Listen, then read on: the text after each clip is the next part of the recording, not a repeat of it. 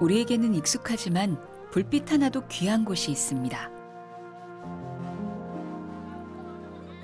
이곳은 최근까지 마을에 전기가 들어오지 않아 밤이면 촛불을 켜놓고 생활을 해야 했습니다. 그런데 5년 전부터 인근에 수력발전소가 세워져 암흑천지였던 마을이 밤이면 불빛으로 환해졌는데요.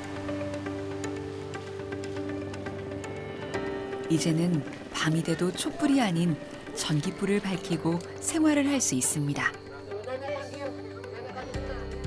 뒤늦게 보급된 전기는 생활을 바꾸고 그들의 삶의 질을 높여주고 있습니다.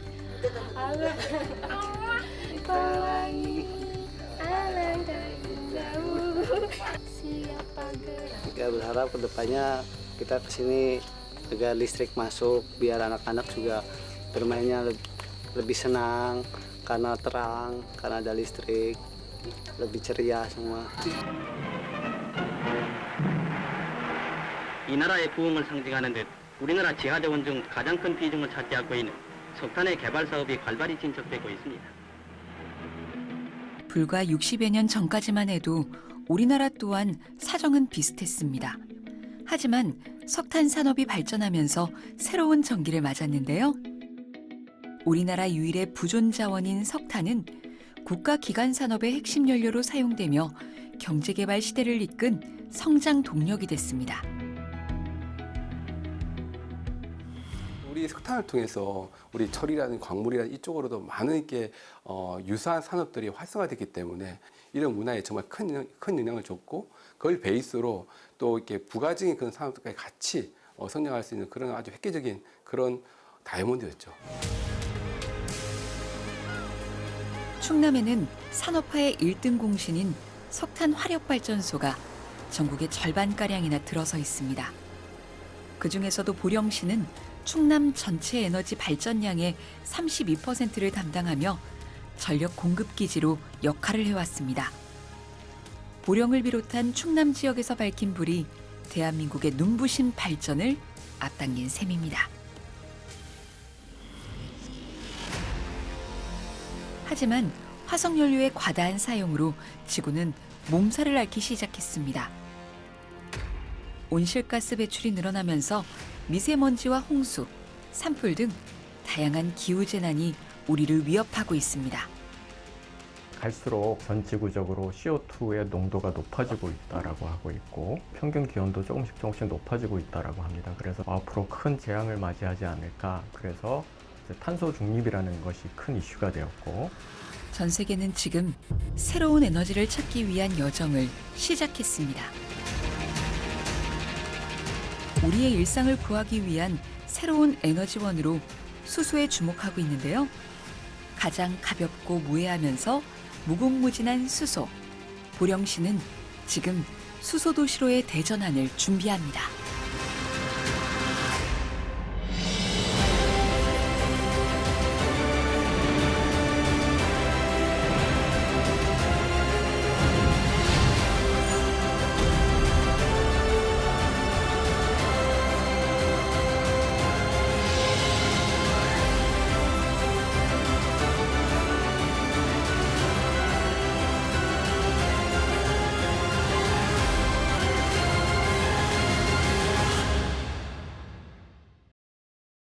현대 엘리베이터의 시작은 if.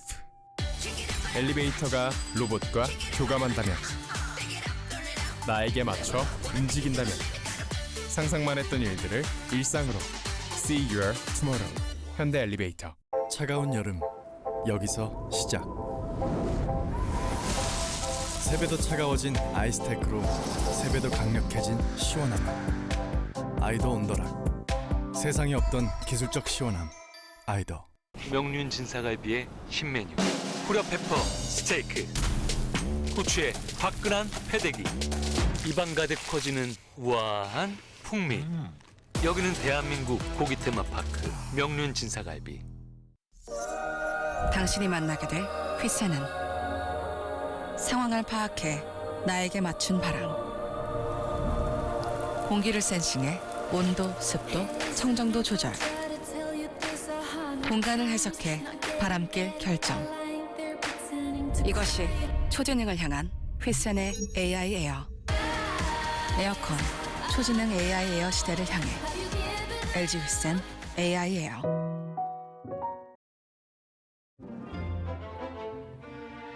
독일 북서쪽에 위치한 공업도시 에센. 이곳에 도예가 이영재 씨의 공방이 있습니다. 한국에서 태어나 20대에 독일로 유학 온 후 도예를 순수미술의 위치로 끌어올렸다는 평을 받아온 이영재 도예가. 사발과 방추 항아리 등 자신만의 독특한 해석을 통해 한국적인 아름다움을 담아내고 있는데요. 그가 작업을 하는 이 공간은 아주 특별한 곳에 있습니다. 이거는 역사적인 공간이기 때문에 독일이 그런 큰 나라로 탄생할 수 있게 만든 곳이 바로 여기니까 제가 여기에 있다는 그것만으로도 저는 굉장히 행복한 거죠. 이영재 작가의 공방은 과거 독일에서 가장 큰 탄광이 있던 곳입니다. 1847년 설립된 후 1986년까지 100년이 넘는 시간 동안 석탄을 채굴하고 제조한 졸페라인 탄광이 바로 이곳에 있었는데요. 졸페라인 탄광을 중심으로 에센 지역에는 석탄과 철강 산업을 주력으로 한 루르 공업지대가 발달했습니다. 1970년대까지 루르 공업지대는 라인강 지류를 활용한 물류 운송을 토대로 독일의 경제 부흥을 이끌었는데요. 라인강의 기적이 이루어질 때 졸페라인 탄광의 석탄이 큰 디딤돌이 됐던 겁니다. Nachdem dieses kleine Bergwerk im Jahr 24.000 Tonnen Steinkohle gefördert hat, wurde 1928 bis 1932 direkt neben dem kleinen Bergwerk das größte und modernste und innovativste Steinkohlenbergwerk der Welt gebaut. Und Sie müssen sich vorstellen, die technische, die maschinelle Entwicklung war so schnell und war so gigantisch, dass an diesem Bergwerk 20.000 Tonnen Kohle am Tag gefördert wurden. 석탄에서 채취한 코크스는 철의 대량 생산을 가능하게 했는데요. 루르 공업지대는 석탄 산업을 바탕으로 제철, 기계, 화학공업을 크게 발달시켰으며 독일과 유럽의 산업혁명을 주도했습니다. In der Blütezeit dieses Bergwerksstandortes und der Kokerei haben hier auf dem gesamten Komplex um die 8.000 Menschen gearbeitet. Und dieser Standort hat sozusagen den Reichtum für die Umgebung, für die benachbarten Regionen, für die benachbarten Stadtteile. 1800년 초부터 시작을 해서 폴란, 오스트리아, 이탈리아 많은 사람들이 여기 와서 일을 했던 거예요, 광부로. 이곳 에센 지역은 60여 년 전 우리나라의 파독광부들이 처음 터전을 잡은 곳이기도 합니다.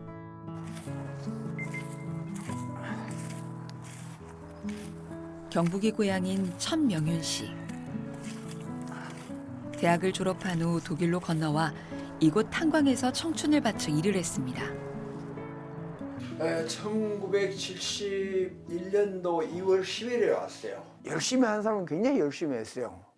하여튼 한 푼을 더 벌어가지고 보내려고 하는 사람도 있고 그랬어요. 마스크를 원래는 하게 돼 있어요. 근데 너무 더우니까 마스크도 안 하고 그러죠. 그리고 원래는 옷을 입고 하게 돼 있는데 더우니까 훌렁 벗고 일을 한다고요. 결코 낭만적이지는 않죠.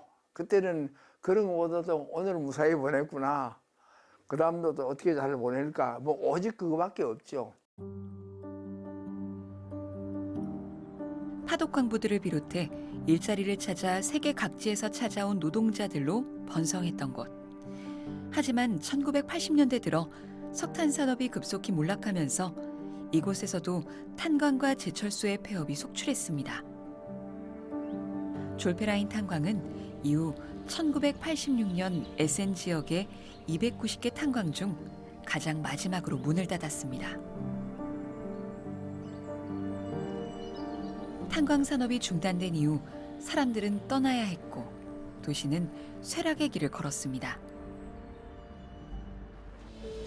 그런데 에센시는 석탄으로 번성했던 옛 기록을 지우지 않고 역사성과 정체성을 지닌 문화 공간으로 되살렸습니다. 이러한 가치를 인정받아 도시 전체가 유네스코 세계문화유산에 지정됐고 연간 180만 명이 찾는 문화도시로 거듭났습니다. Menschen haben eigentlich Angst vor Wandel, weil sie trauern dem nach, was sie verloren haben und wissen nicht, was die Zukunft bringt.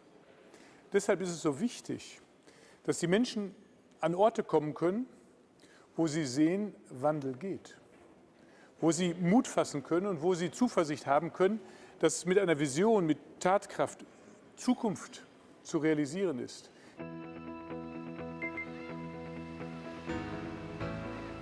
아름다운 풍광과 청정한 자연이 살아있는 충남 보령시는 우리나라 최대의 휴양지입니다. 여름이면 머드 축제로 세계인을 불러 모으고 최근에는 해저 터널이 개통되면서 더욱 많은 사람들이 찾아오는 곳이죠. 그런데 과거에는 보령하면 석탄의 도시였다는 걸 알고 계신가요? 보령은 석탄층이 발달돼 있어 서해안 최대의 탄광지대로 손꼽히던 곳입니다. 특히 성주면, 청라면, 미산면 등 세 개 면을 중심으로 80여 곳의 광산이 들어서 있었는데요. 보령에서 생산된 무연탄은 연간 150만 톤에 달했으며 우리나라 석탄 생산량의 10%를 차지했다고 합니다. 1970년대, 80년대, 특히 1980년대가 보령 탄광이 전성기라고 보통 얘기를 합니다. 그래서 그때는 탄광이 80여 개 이상 되다 보니까 탄광 근로자가 많았고 당연히 보령 지역에 났던 석탄은 지역의 화력발전소로 주로 많이 넘어가서 전기 발전에 많이 쓰였고요. 그리고 건설 현장에도 많이 들어간 걸로 알고 있습니다. 그래서 그 지역 경기나 우리나라 경제 발전에 지대한 영향을 끼친 걸로 그렇게 알고 있습니다. 하지만 석탄 수요가 줄어들면서 정부에서는 1989년 석탄산업 구조조정 정책인 석탄산업 합리화 정책을 시행합니다.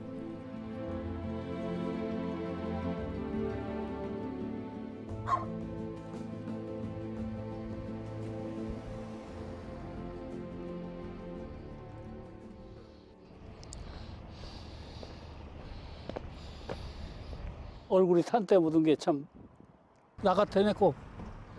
자, 저 사진도 늙었어. 나도 늙고 집도 늙고 다 늙었어. 석탄 산업이 전성기던 시절, 사람들이 일자리를 찾아 몰리면서 이곳에는 자연스레 탄광촌이 만들어졌는데요. 좁은 땅에 오밀조밀 들어선 사택에는 온종일 사람들로 북적이며 활력이 넘쳤습니다. 낮이 없던 것이 하루 저녁에 집이 돼서 그 이튿날 집으로 나온다고.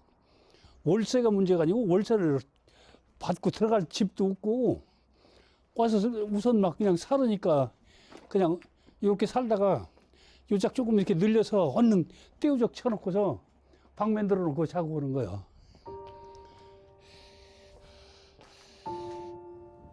탄광이 문을 닫고 사람들이 떠나자 탄광촌은 폐허가 됐습니다. 아침 저녁으로 떠들썩했던 거리도 한산해졌고 고된 일을 마친 광부들을 따뜻하게 품어줬던 보금자리도 텅 비었습니다. 영화로운 시절은 기억 속에만 남아있고 그 시절을 기억하는 사람들도 점점 줄어들고 있습니다. 참 쓸쓸하게 한이 웃고 참 옛날에 지내던 그 생각이 되살아나서 더 마음도 쓸쓸하니 참 슬픈 생각이 들어갑니다. 석탄 산업의 퇴출은 시대적인 흐름상 불가피한 선택이었습니다. 하지만 탄광이 폐쇄되면서 심각한 인구 유출을 겪어야 했고 인구 유출의 아픔은 한 번으로 그치지 않았습니다.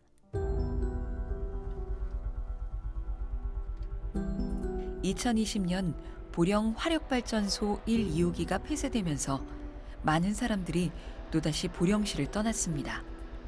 게다가 오는 2026년에도 보령화력 5, 6호기가 폐쇄될 예정인데요.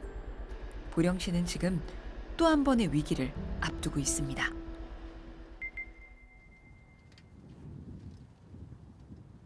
보령시에 있는 한 전기회사. 1996년 설립된 이후 보령화력발전소의 소규모 전기 공사를 수주해온 협력업체입니다.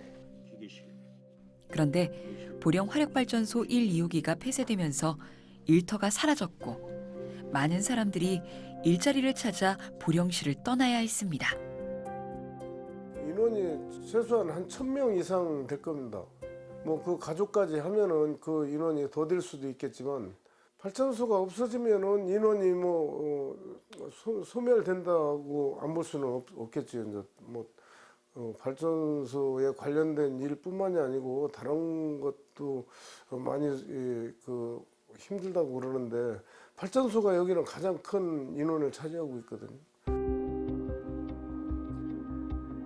보령 1, 2호기가 문을 닫으면서 보령은 처음으로 인구 10만 명 선이 무너졌습니다. 발전소 폐쇄로 일자리를 잃은 주민들이 보령을 떠난 건데요. 일자리가 사라지자 인구는 줄고 또 이로 인해 상권도 위축되면서 지역 경제는 악순환에 빠져들고 있습니다. 2020년도 12월 31일부로 중부발전의 1, 2호기가 조기 폐쇄되면서 그 해에 공교롭게도 우리가 10만 인구가 무너졌습니다.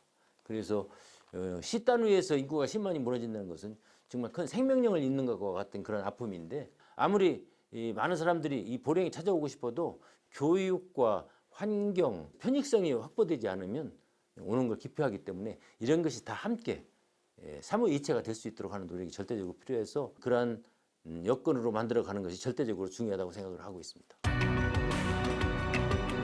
석탄이 불러일으킨 지역 소멸의 위기에서 보령시는 어떤 선택을 해야 할까요?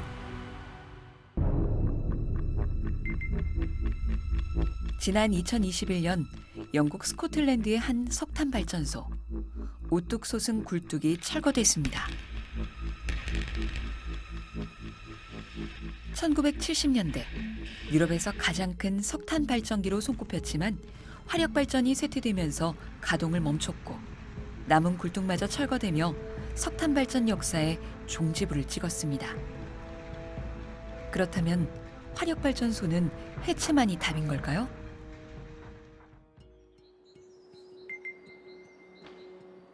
독일 함부르크시의 외곽. 적당히 우거진 녹음 사이로 주택단지가 잘 정비돼 있는데요. 사실 최근까지만 해도 이곳 주민들은 큰 불편을 겪었습니다. 인근에 들어선 석탄 화력발전소 때문인데요. 2015년 가동이 시작된 모어부르크 화력발전소. 연간 800메가와트의 전기를 생산하며 인근에 전력을 공급했지만 주민들에게는 삶의 질을 떨어뜨리는 요인이기도 했습니다. Also ich wohne jetzt hier 28 Jahre und ich konnte alle 2 Tage meine Fenster putzen, weil ich einen schwarzen Staub auf meine Fenster und Wäsche raushängen konnte man auch nicht. Es war immer so ein Rußpartikel. Ein Rußpartikel auf den Fenstern und auf der Wäsche. Autos auch. 탄소 중립이 전 지구적 과제가 되면서 독일 정부의 석탄 퇴출 로드맵이 그려지고 그에 따라 발전소는 2020년부터 가동이 중단된 상태입니다. 그런데 중단된 발전소는 허물어지지 않고 전혀 다른 용도로 대전환을 앞두고 있습니다. 바로 수소 생산 단지인데요. 함부르크시는 모어부르크 발전소를 재건축해 수소 산업의 중심지로 만들 계획입니다. 독일을 넘어 유럽 최대 규모의 수소 생산 단지가 될 것으로 기대를 모으고 있습니다.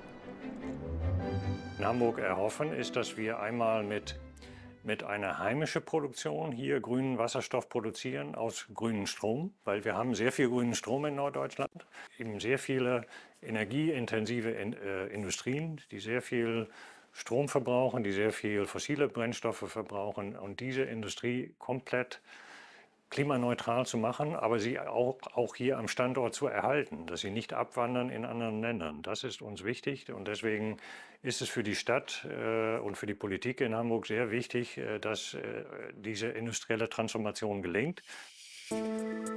주기율표의 가장 첫 번째 원소인 수소. 지구상에 가장 많고 가장 가벼우며 가장 작은 원소입니다. 무게당 에너지 밀도는 가솔린보다 3배 높은데 무제한 활용이 가능한 데다 고갈의 염려도 없으며 무엇보다 탄소 배출이 없습니다. 이 때문에 지구온난화를 막기 위한 꿈의 청정에너지원으로 여겨지고 있는데요. 이런 특성으로 세계는 지금 수소를 주요 산업의 에너지원으로 주목하고 있습니다. 각 나라 간 우리가 합의를 한 게 CO2 이미션을 줄이기 위해서 연료가 뭐가 있을까 했을 때는 사실 보면 수소가 유일한 정답이죠. 수소라는 게 기본적으로 우리 활용 차원에서 말씀드리면 태웠을 때 CO2가 안 나온다. 굉장히 큰 메리점을 가지고 있죠. 현재 사용되고 있는 그 석유라든지 석탄 등이 쓰이고 있는 각종 산업 분야를 전기와 함께 대체할 수 있는 그런 기술로 주목을 받고 있습니다. 세계적으로 수소 에너지에 가장 활발한 투자를 하는 국가는 독일입니다. 독일은 2020년 국가 수소 전략을 발표한 이후 산업, 운송, 에너지 시스템에서 수소 에너지를 활용할 수 있는 기술과 인프라를 구축하는 데 주력하고 있는데요. 그 중심지가 바로 모어브루크 발전소입니다.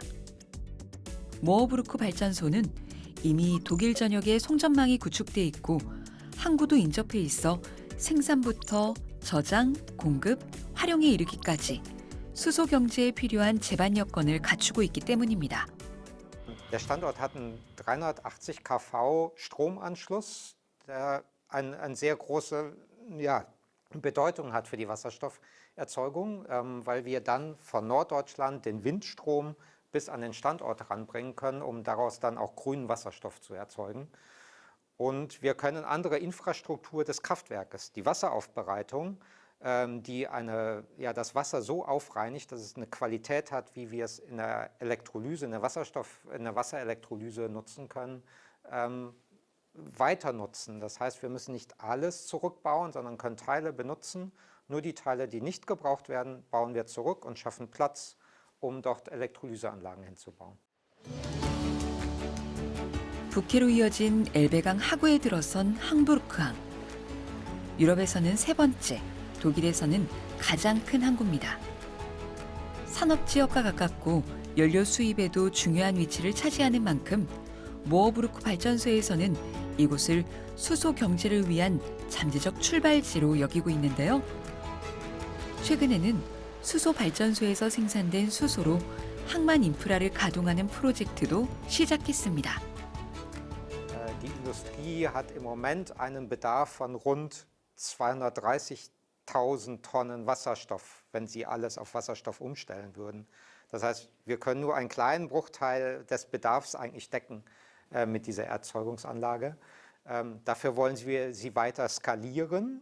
Also Hamburg ist der größte Hafen Deutschlands. Wir können hier grüner Wasserstoff importieren von Übersee.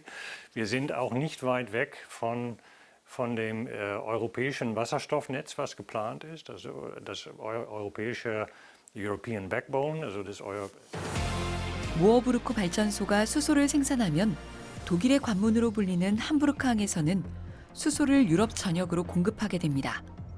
이를 위해 항만공사와 물류기업 등 10여 개의 기업이 연합해 수소를 기반으로 선박과 중장비를 가동할 수 있는 인프라 개발에 집중하고 있습니다. 수소 생산에 그치지 않고 수송, 공급까지 이루어지는 독일 수소 전략의 전진기지가 바로 이곳 함부르크항인 것이죠. Bestehendes Gasnetz im Hamburger Hafen, was jetzt gerade umgerüstet wird, dass also dann auch Green Hydrogen im Gasnetz transportiert werden kann. Und die HPA, also die Hamburg Port Authority, die hat das Sustainable Energy Hub gegründet, um eben systematisch die ganzen Transformationen durchführen zu können im Hamburger Hafen. Denn 이곳은 1987년부터 수소를 연구해온 한국과학기술연구원 수소연료 전지 연구센터입니다. 우리나라 또한 2019년 수소경제 활성화 로드맵을 발표하고 수소를 주요 에너지원으로 사용하는 생태계 조성에 힘써왔는데요. 이곳에서는 수소를 생산하고 저장과 활용을 아우르는 핵심 원천 기술 확보에 주력해왔습니다. 수소 시장을 선점하기 위한 세계적인 추세에 맞춰 우리나라도 새로운 성장 동력으로서 수소의 가능성에 주목하고 있습니다. 에너지 전환이라는 메가 트렌드의 필수적인 기술이기 때문에 국가 전략적인 측면에서는 신산업을 창출을 할 수가 있고요. 그리고 국가 에너지 공급에 중요한 역할을 하기 때문에 국가 안보 측면에서도 매우 중요한. 수소는 지구 어디에나 풍부하게 있는 원소지만 수소를 에너지원으로 쓰려면 물이나 메탄과 같은 화합물에서 수소를 분리하는 과정이 선행돼야 합니다. 현재 수소를 분리해 생산하는 방식은 크게 3가지가 있는데요. 먼저 태양광이나 풍력과 같은 재생에너지 전력으로 물을 전기 분해해 만드는 그린 수소가 있습니다. 생산 과정에서 이산화탄소를 전혀 배출하지 않는 가장 청정한 에너지입니다. 반면 천연가스와 같은 화석연료에서 생산하는 수소를 그레이 수소라고 하는데요. 생산 과정에서 이산화탄소가 많이 배출되지만 생산 단가가 낮아 아직까지는 그레이 수소가 수소 생산의 대부분을 차지합니다. 그레이 수소를 만드는 과정에서 이산화탄소를 포집해 저장하는 기술을 적용해 이산화탄소 배출을 줄이는 경우 상당히 깨끗해졌다라는 뜻에서 블루 수소라고 말합니다. 충남 보령시가 주목하는 건 바로 블루 수소입니다. 최근 문을 연 보령시의 LNG 터미널. 33만여 평 부지에 LNG 저장 탱크와 LPG 저장 탱크, 그리고 10만 톤급 규모의 선박 저반 시설이 들어서 있는데요. 해외에서 들여온 액화 천연가스를 저장했다가 발전소 등에 공급하고 있습니다. LNG 터미널 바로 옆 드넓은 부지에 오는 2026년이면 세계 최대 규모의 블루수소 생산기지가 들어설 예정입니다. LNG 터미널을 통해 도입한 천연가스를 원료로 활용해 블루수소를 만들어내는 것이죠. LNG 터미널로부터 천연가스를 도입을 해와서 ATR이라는 수소 계질 공정을 통해 가지고 수소를 천연가스로부터 분리를 하게 됩니다. 분리를 하고 나면은 뭐 기타 다른 가스들도 조금 섞여 있을 것 같기는 한데 그 중에서 수소만 골라내서 정제 과정을 거쳐서 99% 이상의 수소를 만들어내서 그거를 바로 발전소나 아니면 모빌리티 쪽에 공급하는 과정을 거치게 됩니다. 블루수소는 배출되는 이산화탄소를 포집해 저장한다고는 하지만 처음부터 가장 청정한 수소인 그린 수소를 만들어낼 수는 없는 걸까요?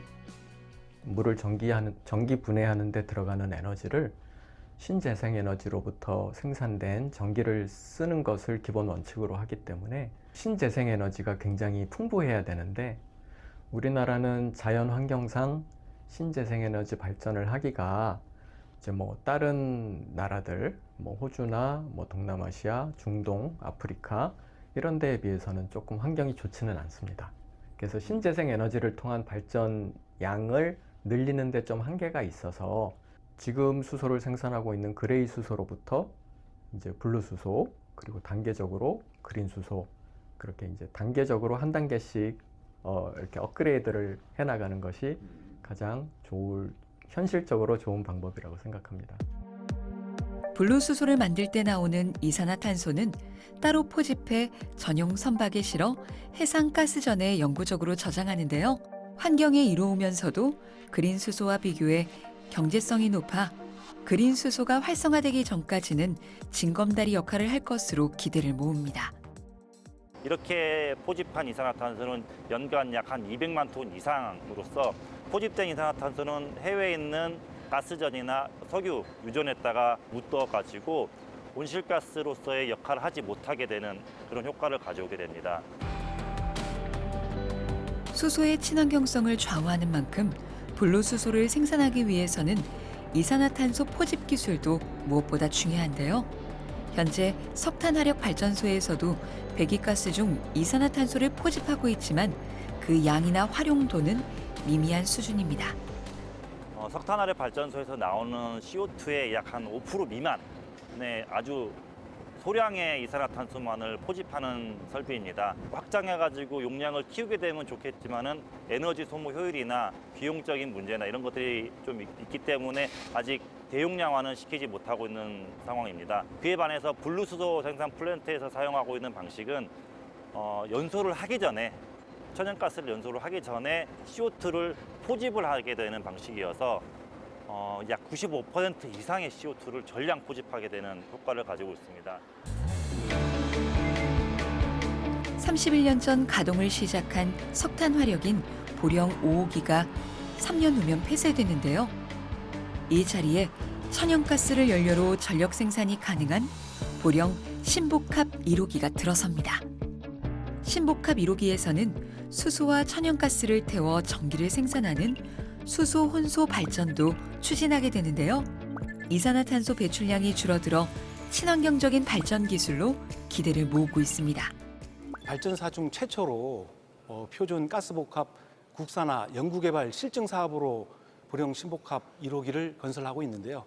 그 해외 대비 기자 재비가 약 15% 절감되고 온실가스 저감 효과도 상당히 높을 뿐만 아니라 기존 LNG에서 점차적으로 수소로 확대하는 그런 기술인데 중간에 수소 생산 인프라가 구축되면 거기에서 나온 수소를 이용해서 수소를 적용함으로써 온실가스를 보다 획기적으로 줄일 수 있도록 준비를 차근차근 하고 있습니다. 우리나라 에너지 산업의 과거가 묻힌 곳에서 미래 에너지 기지가 차근차근 세워지고 있는데요. 분리수소 플랜트가 완공되면 2027년부터 연간 25만 톤의 분리수소를 생산하고 이를 발전 수송 분야에 공급합니다. 새로운 일자리 창출로 보령시가 한 단계 발전할 수 있는 전기가 될 것으로 기대를 모읍니다.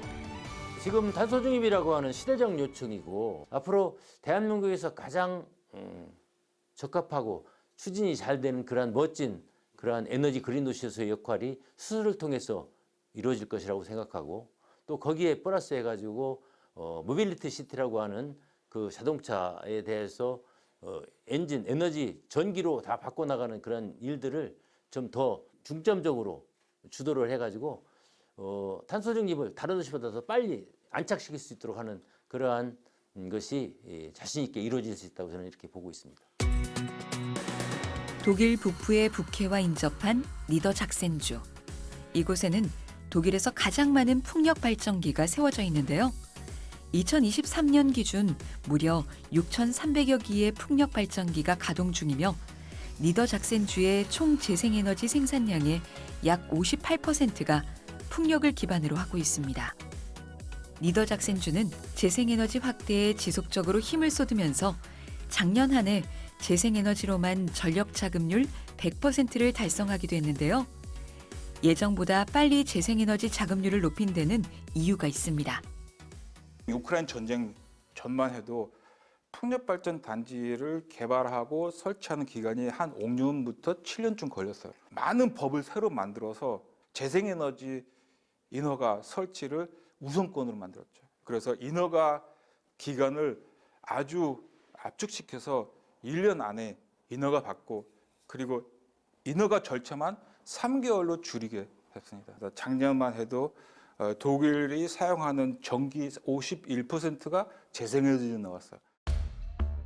유럽의 경제 대국인 독일은 2022년 러시아가 우크라이나를 침공한 이후 큰 피해를 입었습니다. 러시아가 우크라이나를 지원하는 유럽 국가들에 대한 천연가스 공급을 중단하면서 러시아산 천연가스 의존도가 높은 독일은 최악의 에너지 위기 상황을 맞아야 했는데요.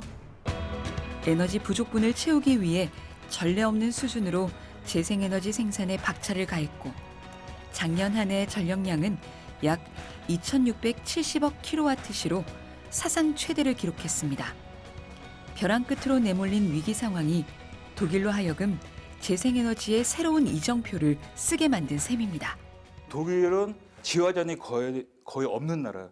가스도 안 나오고 휘발유도 안 나오고. 그러니까 여태까지 우리가 풍부하게 사는 것은 외국에서 그 에너지를 사고 들어와 가지고 사용해서 풍부하게 사는 건데 우크라이나 전쟁이 터지면서 우리가 잘 사는 세상이 거품이라는 것을 느꼈어요. 그래서 독일 정부는 앞으로 계획을 어떻게 하려고 그러냐면 이것을 뭐냐면 섹터 링크라고 하는 건데 우리가 필요한 에너지를 뭐든지 독일에서 생산하고 저장하고 사용하자. 그런데 거기에 핵심은 수소입니다.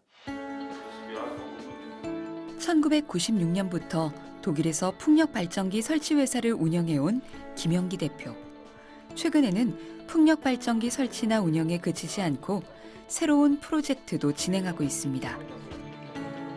풍력 발전기에서 나온 전기를 공급받아 그린 수소를 생산하고 이를 저장, 운송하는 그린 수소 생산단지를 구축하고 있는데요.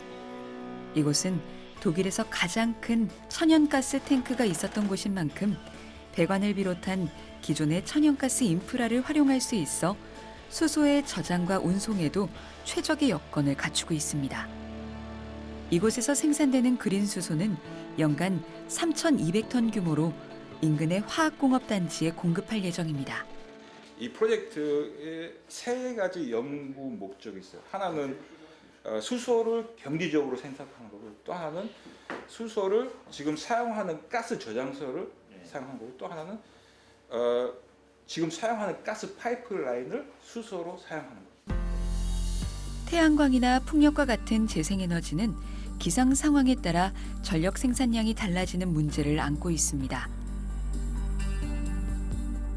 재생에너지 발전 비중이 커질수록 전력 계통의 불안정성도 커질 수밖에 없는데요.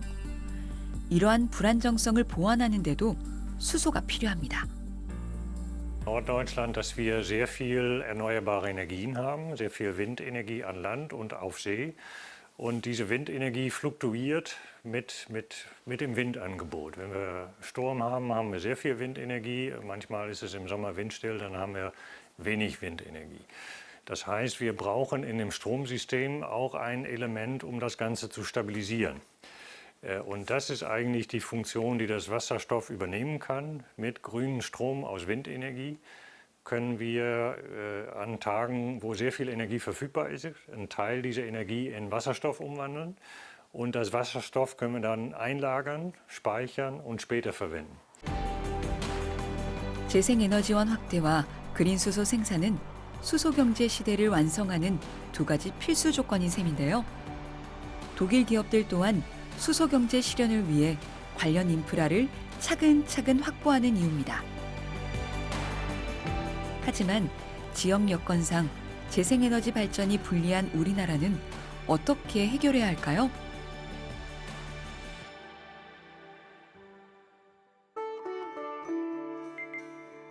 인도네시아 수마트라 섬. 밀림 속 비포장길을 6시간 달리면 거짓말 같은 풍광이 나타납니다.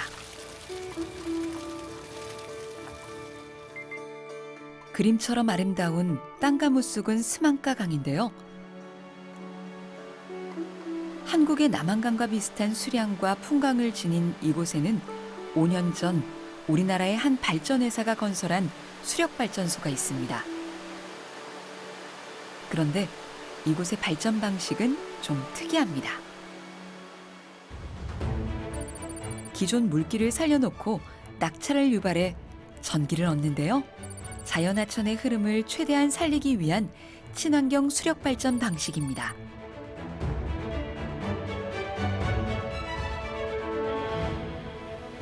화력발전에 의존하던 인도네시아가 신재생에너지로 관심을 돌리기 시작하면서 자연훼손을 최소화하는 방식을 강구하고 있었는데요.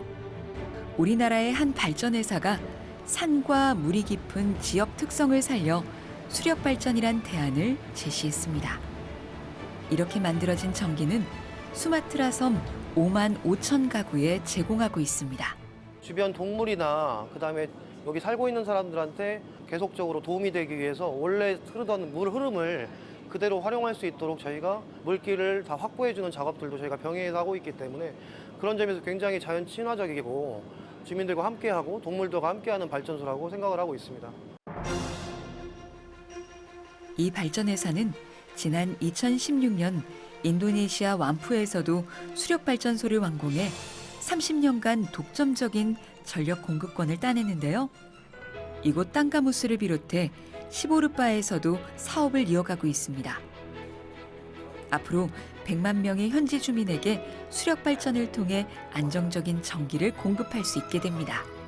개도국 위주의 석탄 발전소나 개도국 위주의 발전 사업을 했었는데 지금은 이제 그 태양광이나 풍력을 이용한 그 신재생 사업을 현재는 미국하고 유럽에 이제 진출한 상태고 지금 앞으로는 또 수소든 신재생 사업이든 오만과 호주에 이제 그 진출을 모색하고 있는 지금 상황입니다. 이 회사는 에너지의 기술력을 인정받아 현재 해외 17개국에 진출해 있는데요. 스웨덴 구바버겟의 풍력단지를 포함해 유럽의 세 번째 신재생에너지 발전소를 세우기도 했습니다. 에너지 환경이 바뀌면서 해외 시장도 적극적으로 개척해 재생에너지 산업을 국가 미래성장 동력으로 키워나가고 있는 셈입니다.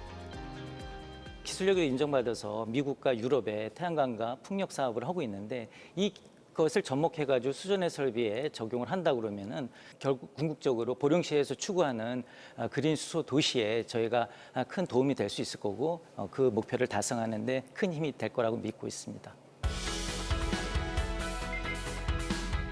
그린 수소 도시를 향한 보령의 도전은 신항만 개척을 통해서도 이뤄지고 있는데요. 충청남도와 보령시가 조성 중인 보령 신항에 국내 최대 해상풍력 지원 항만이 들어섭니다. 해상풍력 지원 항만은 풍력 발전기 유지 보수와 설비 지원을 하는 데 있어 중요한 배후 시설인데요. 앞으로 독일의 함부르크항처럼 탄소 중립 거점 항만의 역할을 할 것으로 기대를 모읍니다. 현재는 분리수소 위주로 수소를 활용하고 있지만 향후에는 이산화탄소가 발생되지 않는 그린 수소가 수소 산업의 핵심이 될 것으로 예상하고 있습니다. 그래서 우리 시에서는 외연도 일원에 1기가 규모의 해상풍력 단지를 조성하고 있습니다. 해상풍력이 조성되려면 배후 항만이 반드시 필요합니다. 보령에서 100길로 100여 킬로미터 떨어진 외연도와 황도. 이곳 일대에 국내 최대 규모인 1기가와트 해상풍력 발전단지가 들어설 예정입니다. 2027년 완공을 목표로 하는 대형 프로젝트로 정부의 공공주도 대규모 해상풍력단지 개발 지원 사업에 보령시가 선정되면서 추진됐는데요. 적절한 수준의 바람이 연중 안정적으로 불어오는 데다 이미 송전선로까지 구축돼 있어 보령은 풍력 발전단지로서 최적의 환경을 갖춘 것으로 평가되고 있습니다. 보령은 서해안의 중심에 있고 입지나 인프라 면에서 탄소 중립 거점 항만으로 잠재력이 매우 크다고 생각을 합니다. 최근 한화가 2천억을 투입해서 보령 신항에 전국 최대 규모의 해상, 풍력 지원 항만을 조성하기로 했습니다. 이 지원 항만이 조성이 된다면 1조 원 규모의 관련 기업이 유치가 될 것이고 4천여 개가 넘는 양질의 일자리가 만들어질 것으로 기대가 됩니다. 앞으로 충남은 보령신항 해상풍력 항만을 조기 개발을 하고 또 정부 계획에 반영하고 인허가 등을 속도감 있게 추진해 나가겠습니다. 보령시 천북면.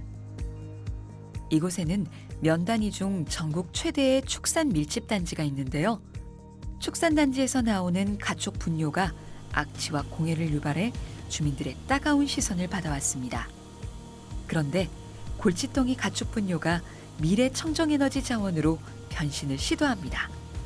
수용체 한 대에서 뿜는 온실가스량만큼 소 한 마리가 이제 발생을 시킨다는 얘기가 있듯이 그 메탄가스가 이제 그만큼 그 온실가스 효과에 큰 지금 그 비중을 차지하고 있는 거죠. 가축 분뇨를 커다란 탱크에 모은 뒤 미생물을 이용해 바이오가스를 뽑아내면 이 자체로 연료로 쓸 수 있는데요. 여기에서 한 걸음 더 나아가 정제와 개질 과정을 거친 바이오가스를 이용해 고순도의 청정수소를 만들어냅니다. 네, 잘 돌아가고 있어요. 메탄가스가 생성이 되어지면 그 메탄가스는 공기 중으로 이렇게 쭉 올라오면서 배관을 통해서 가스포에 연결되어 있는 가스포 배관을 통해서 가스포로 저장이 되어지는 겁니다. 이런 가축 분뇨를 이용해서 신재생 에너지 쪽에서는 이런 것들을 모아서 이제 발전을 하는 데 쓰고 자연에서 우리가 얻을 수 있는 에너지들을 다시 순환시킬 수 있는 농축산업 쪽에서는 중요한 사업이죠. 보령시에서는 내년 상반기까지 천북면 일원에 약 1,500제곱미터, 축구장 2배 크기의 바이오가스를 활용한 청정수소 생산시설을 구축합니다. 이곳에서는 연간 200여 톤의 수소를 생산해 보령 지역 내 수소 충전소에 공급할 계획인데요. 온실가스의 주범인 메탄가스를 줄여 환경에도 이롭고 수소 판매를 통한 지역 경제 활성화에도 도움이 될 것으로 기대를 모읍니다. 어느새 수소가 일상 속으로 한 걸음 가까이 다가오고 있습니다. 지난해 국토교통부로부터 수소도시 중 한 곳으로 지정된 보령시. 그런데 수소를 생산하고 저장, 활용까지 할 수 있는 곳은 국내에서도 많지 않은데요. 최적의 수소도시로서 펼쳐 보일 보령시의 미래가 기대를 모으는 이유입니다. 그동안은 이제 산업적인 면에 수소가 활용되는 쪽으로 치우쳤다면 앞으로는 수소 연료전지 발전을 통해서 주거시설에 시범적으로 전기와 열을 공급할 계획이 있고, 특히 수소 보일러를 시범적으로 도입하여서 수소를 주거용 연료로 사용할 수 있도록 할 계획입니다. 이렇게 수소와 같이 연계를 해서 아주 폭넓게 에너지 도시로서의 역할을 할 수 있도록 하는 큰 그림이 그려져서 그린 에너지 도시로서의 역할과 규모를 어느 자치단체보다도 견주지 못할 정도로 그러한 규모도 크고 내용도 있는 그런 도시가 만들어질 것으로 확신합니다.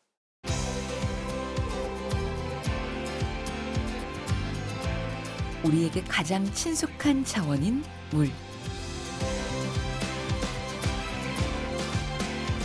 이 물을 구성하는 수소의 활용이 산업의 틀을 바꾸고 도시의 생활 양식을 혁신적으로 재편하고 있습니다. 머지않아 보령시는 수소로 난방을 하고 수소로 전기 제품을 사용하며 수소로 충전한 자동차들이 도로를 달리는 생활 밀착형 수소도시로 거듭날 것입니다. 전 세계가 마찬가지 전부 다 걸음마 수준입니다. 그러니까 처음 해보는 거죠. 생산하고 저장소 활용하는 거는 다 처음이기 때문에 걸음마 수준이긴 하지만, 그렇지만 우리나라가 지금 나가는 방향, 이거는 굉장히 이렇게 좋은 상황입니다.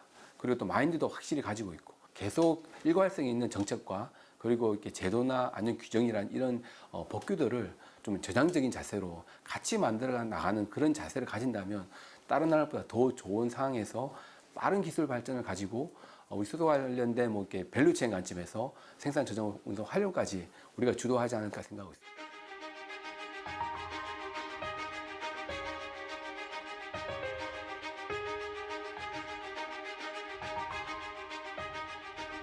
석탄 화력으로 큰 피해를 입은 충남이 오히려 기후 위기에 앞장서고 탄소 중립을 선도하고 있습니다. 그리고 그 중심에 보령시가 있습니다. 검은 재해 도시에서 청정 에너지 도시로 변화를 꿈꾸는 보령. 위기를 기회로, 떠나는 도시가 아닌 돌아오는 도시로 발돋움할 보령의 새로운 에너지 환승 대장정이 이제 시작됐습니다.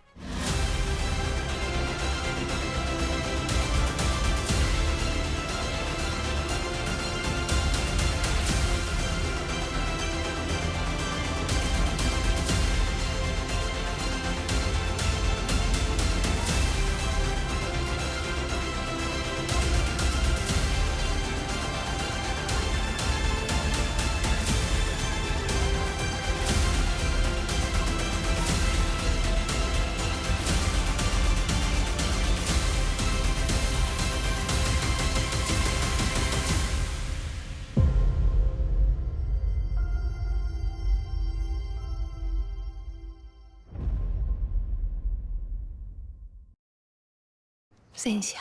언니, 다리가 왜 이렇게 붓고 아플까요? 그럴 땐 속을 봐야죠. 속이요? 문제는 겉이 아니라 속에 있으니까. 센시야. 다리 속 정맥 순환을 원활하게. 가벼우니까 정말 좋아요. 센시야. 저칼로리 소스라고 맛을 포기하시면 그게 소스입니까?